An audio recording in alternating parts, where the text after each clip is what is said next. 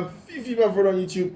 Another great edition. It's the 6th of January, Tuesday, here in Ghana. I think it's about 4 p.m. GMT.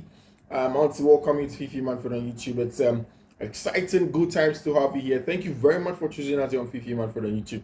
It's an honor to bring you another stoic, proper analysis of everything that's going on in the world of football. We'll discuss Kylian Mbappe and his contract situation, and why I think Manchester City are the world's best run club in the world. Of course, in the situation of Chelsea, Mauricio Pochettino has met the press in a build-up to tomorrow's game against Aston Villa. Another loss tomorrow, and it's going to be something else, something that you can't describe with words. But he has called for togetherness. The Chelsea Twitter account has posted togetherness. He says that they need to stick together. There are a lot of updates. Thiago Silva's wife coming back to them, speaking about the why he tweeted the things that he tweeted. He has spoken to Thiago about him. Is the Chelsea project a facade? We'll talk about all of those things. We'll delve into details and then get to you. Let's let you know exactly where Chelsea are with respect to everything that they are doing. Again, this is Fiifi-Manfred on YouTube.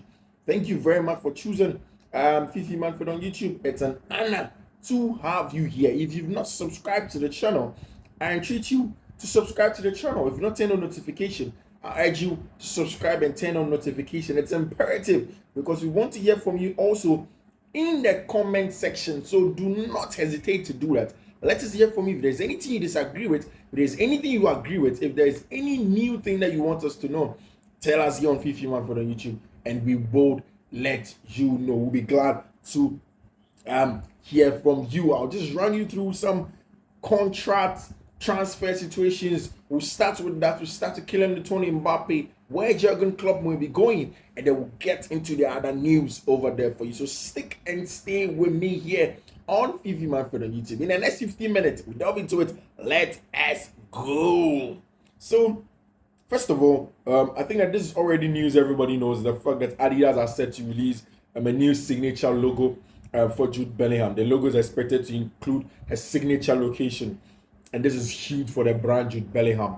Adidas feels like he's a top player, and you know these days a lot of brands, especially sporting wear brands, want to leverage on everything that their clients do. So if it's about their celebration, it's about what they wear, it's about what they do. Usually, that is more or less accustomed to them. It's more of them.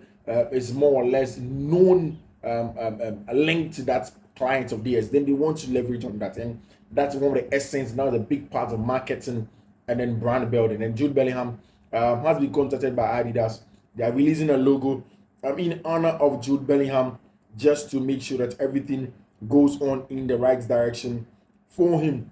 We are hearing that it looks as if Kylian Mbappe is on his way to go and join Real Madrid in the summer. Real Madrid looks like they are going to get a signature of Kylian Mbappe. Excellent player. Everybody knew that he was never going to stay at France beyond this season. But essentially in the contract, it was about the loyalty clauses. It was about the bonuses he's going to get. I'm hearing that he's even going to get less than what he's getting at Paris Saint-Germain at Real Madrid. But then he doesn't care. He seemed like he wants to stay. He wants to go to Real Madrid. And of course, one of the things that was key is the fact that they had to allow him go back and do the job for France in the Paris Olympic 2022 this year. So it's an important one for Kylian Mbappe. And Paris Saint-Germain are looking at AC Milan's Rafael Leao, the Portuguese international. Looks like he's going to be the guy that's going to lead the Paris Saint-Germain project from hence after Kylian Mbappe leaves. And this is exactly how Transfer Hub puts it. Rafael Leao believes he's at the end of his cycle at AC Milan. His priority is with Paris Saint-Germain, Premier League or La Liga in there. Of course, he's a quality player. He'd want to take on a bigger challenge. And AC Milan may not be the club for for Rafael Leao to go on his work. And more so with the likely departure of Kylian Mbappe, it looks as if Rafael Leao may depart the club in there, and everything that's going on with the Hansi Flick and the replacement of Xavi at Barcelona. All of these discussions are there. Where is Hansi Flick going to go? Today, Build Germany are making a concrete argument to the fact that it looks as if Hansi Flick is studying the German with Spanish, looking at the similarities between German and Spanish, and Hansi Flick is getting his Spanish lessons through because there's a possibility of he going to Barcelona. I just don't think that Hansi Flick is the man that could man the job at Barcelona, given the style of play, given the kind of manager that he is. I do not think so. I disagree that he's the man to do the job at Real Madrid, at Barcelona. But hey, he's taking his Spanish lessons. He would want to take the chances. He would want to prove me wrong. Paris Saint-Germain, Barcelona, however, would not hesitate to make approaches to Jurgen Klopp and a lot of the clubs in Europe. And let me tell you this: if you're a Liverpool fan, a lot of the clubs in Europe do not believe that Jurgen is leaving Liverpool just because he's tired and he doesn't have the energy to go on. It looks as if a lot of the people believe that after his sabbatical leave, he may come back to managing. Like Jurgen said, he may not be a club in England, but definitely abroad, he is going to go on and take on a job from there like that. As it is, and as everything is going on in there, some in the PSG squad are beginning to question and have doubts of Luis Enrique and his methods as a coach. Are questioning the method of Luis Enrique. Sometimes when I see reports like this, I find it a little bit outrageous because who is a player to question the method of Luis Enrique? Luis Enrique? Luis Enrique? I mean, come on. Sometimes some of these reportages are a little bit sketchy. But then again, that's the report in there for you with respect to that. Karim Mustafa Benzini has finally returned to Al Ittihad's training in Jeddah. It's an important one. Thomas Partey at Arsenal. These days at Arsenal seem to come to an I've said it. If you're an Arsenal fan, if you're Ghanaian, you know that Thomas Partey may be on his way out of Arsenal. The injuries are too many for a club that wants to challenge for the English Premier League. They may want to cut their losses on him. I think that they will cut their losses on him.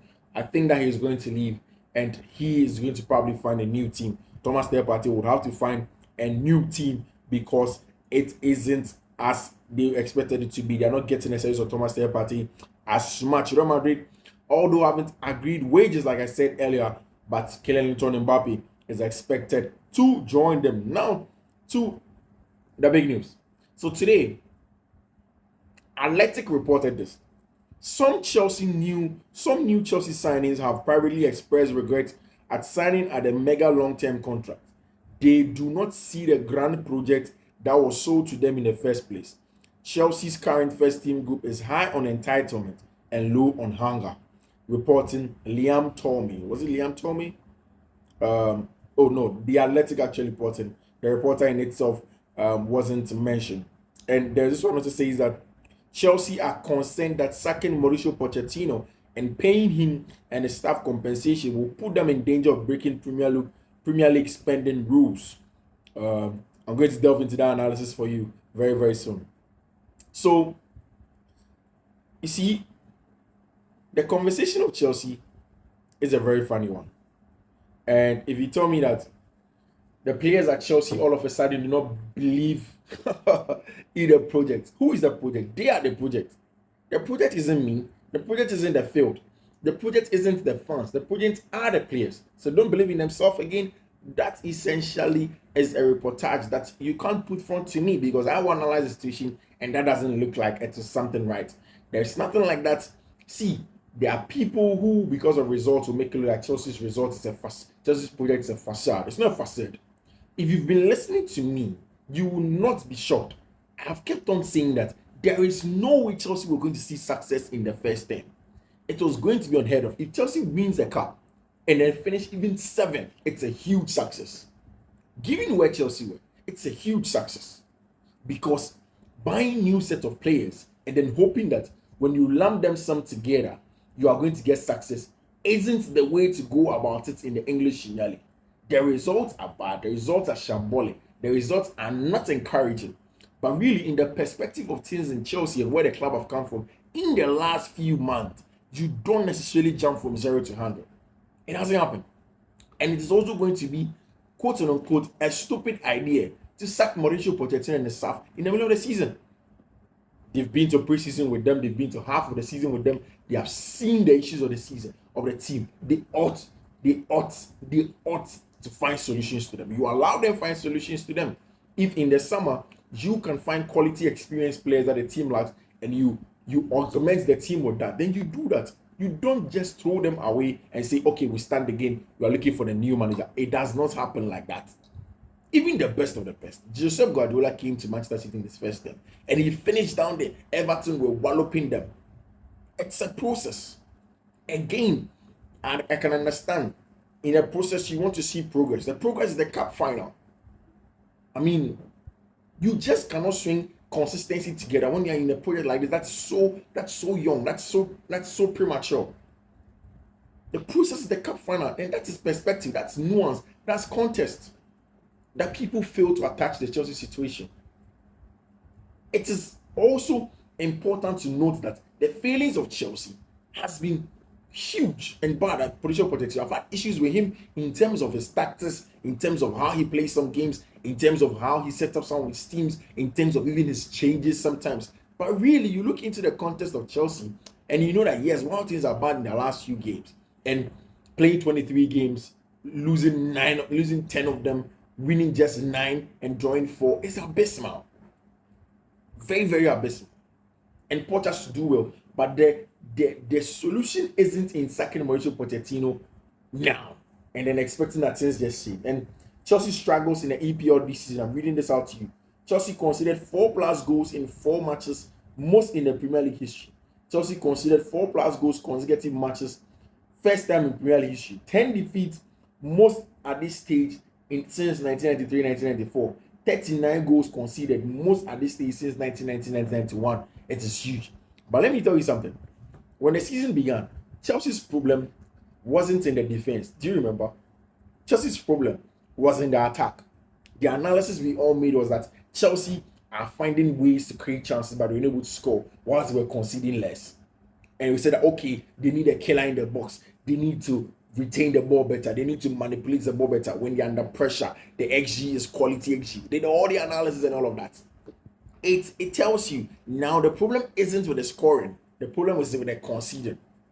And now we are doing analysis again. The kind of characteristics in centre back, Benoit Bellachile, Thiago Silva, pace, speed, counter pressing, all of these things. Excellent stuff. They're all true. But the bigger picture is the fact that Chelsea are in a transitional stage. And sometimes the attack will get exposed. Sometimes the defense will. Sometimes even with Moise Caicedo, you've seen several times lose balls in the middle of the park and all that. He's very erratic. Those are his frailties in the middle of the park. But in the context of everything, it is a case of time. Nobody can tell me that given time, that team is not going to succeed. And I'm telling you today, the Chelsea project isn't a facade. I mean, of course, rival fans are going to disagree. Even some Chelsea fans do disagree. But it's a matter of time. And yes, at this point in time, it's not exciting for any Chelsea fan at all. I remember when Arsenal started that project. I'm not an Arsenal fan. I sat there. I did analysis on Arsenal. I said that, hey, it's going to be good. It just needs time. I remember Liverpool. There are times where I said that Liverpool isn't a bad team. Just a few things need to be done. Just the juggernaut. Things are going to come good. But there you go. There they are at the very top. And that's when people see them together. So it's time for Chelsea and the team and the players to stick together. There's no need for players leaking information to the media and whatnot. People are just milking the situation. So I've seen somebody say that Enzo Fernandez wants to leave and whatnot. That's a pure bonkers, please. See, in terms of winning the Premier League, you need a squad basics. The squad building basics are there. A tight-knit competitive squad with little excesses, a collective of a good senior pros, at least 5 markers from set pieces, 6 foot plus, the pace, multiple goal scorers and creators. Chelsea doesn't have all of these. It's a matter of time.